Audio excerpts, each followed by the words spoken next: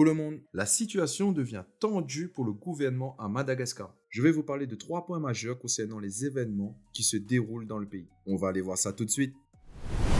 La situation a commencé à basculer le 11 octobre 2025.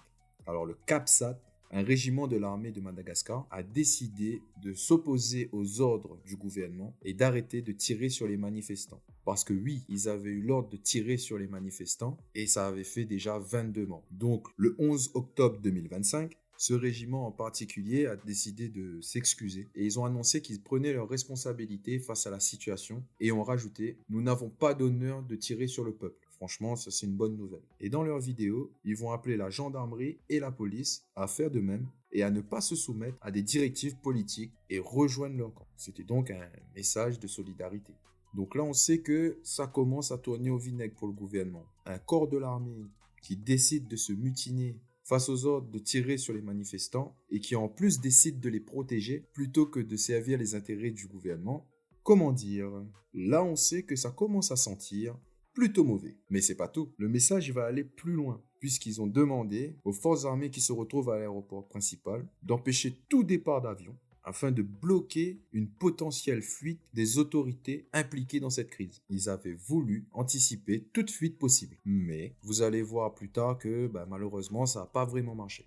Et ce mouvement-là du CAPSAT va commencer à être une fissure dans le système mis en place par le gouvernement. Du coup, pour contrer ce mouvement, le président de la République, donc Andry Rajoelina, va publier un communiqué le 12 octobre 2025 et il va dire ça. La présidence de la République tient à informer la nation et la communauté internationale qu'une tentative de prise de pouvoir illégale et par la force, contraire à la Constitution et aux principes démocratiques, a été initiée sur le territoire national. Puis il va aller présenter ses condoléances aux familles endeuillées, exprimer sa profonde compassion envers les victimes et leurs proches, et il va condamner avec la plus grande fermeté cette tentative de déstabilisation et appelle l'ensemble des forces vives de la nation à faire bloc pour défendre l'ordre constitutionnel et la souveraineté nationale. Ah là là, qu'est-ce qu'il ne faut pas entendre? Je vous préviens quand même que c'est lui qui a donné l'ordre d'ouvrir le feu sur les manifestants. Du moins son gouvernement, quoi. Alors il faut savoir que le 6 octobre 2025, le président il va virer son ancien premier ministre et il va mettre à la place un militaire qui a un petit péché mignon, il est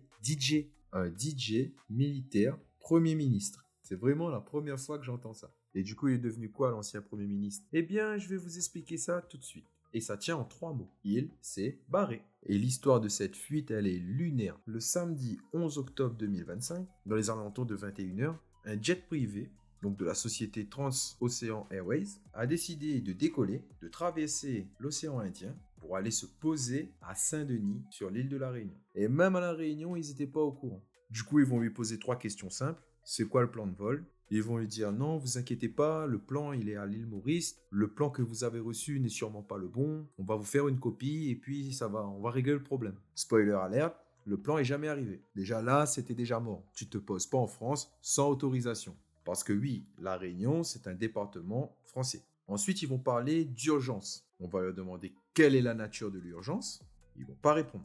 Et pour finir, la tour de contrôle va leur demander quel est le nom de votre capitaine. Et là, ils vont faire comme s'ils ont du mal à communiquer. J'ai pas compris, t'as dit quoi? Et ils vont se barrer sur l'île d'à côté. Et selon vous, qui était dans cet avion? Dans cet avion, il y avait 7 personnes. L'ancien Premier ministre, sa femme, ainsi qu'un multimilliardaire, deuxième plus grande fortune de Madagascar, un certain Mami Ravatomanga, et puis quelques proches. Et là, je viens de comprendre un truc.